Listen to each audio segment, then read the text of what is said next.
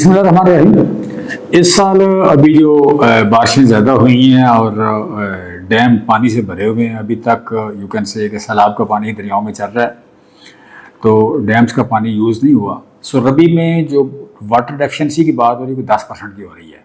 रवायती तौर पर कुछ 30% के लगभग 30 से 40% रबी में वाटर डेफिशिएंसी या वाटर शार्टेज होती है। तो इस साल जो 10% है, तो इसका मतलब है कि पानी की किल्लत नहीं होगी या कम अज़ कम होगी।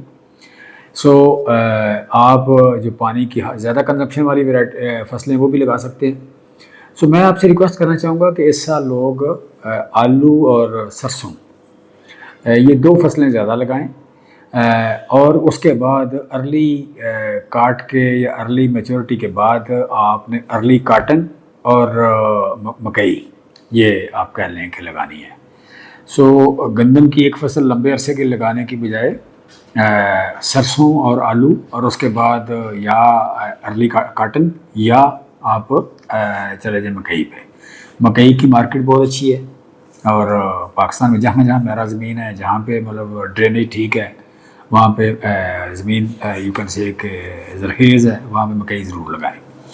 सो अभी जो दो फसलें जिनकी बात हो रही है, आलू की और सरसों की, जिनकी बेस पे आगे लगनी है मकई ने और अर्ली काटन ने, इन दो में सरसों को 2 बोरी मैराथन या 2 बोरी बिल्डर ये नीचे डालें, और ऊपर 1 बोरी यूरिया डालें, तो ये आपकी बोरान यकीनन पोटाश वहाँ पे यानी पेंटा डाल लें। ये 3 चीज़ें डालेंगे तो ये पैदावार आपकी 25-30 मन दे देगा। ये बाज़ वैरायटी मैंने सुना है ज़्यादा पैदावार भी दे रही है, कैनोला की 30 मन से ऊपर पैदावार भी दे रही हैं।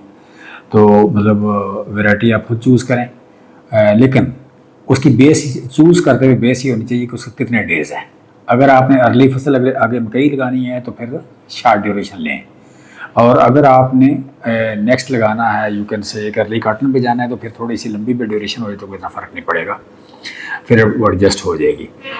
दूसरा, आलू पे 5 से 6 बोरी आप मैराथन डालें, नीचे 1 बोरी यूरिया डाल लें, तो यकीनन ये आपकी काफ़ी खर्चा कम कर देगा और पैदावार ज़्यादा आएगी। हमने आलू में हमेशा पिछले कई साल से देख रहे हैं, जहाँ भी मैराथन डालते हैं आलू 10, 12, 15 बोरी, 25 बोरी तक, 10 से लेकर 25 बोरी तक ज़्यादा पैदावार देता है।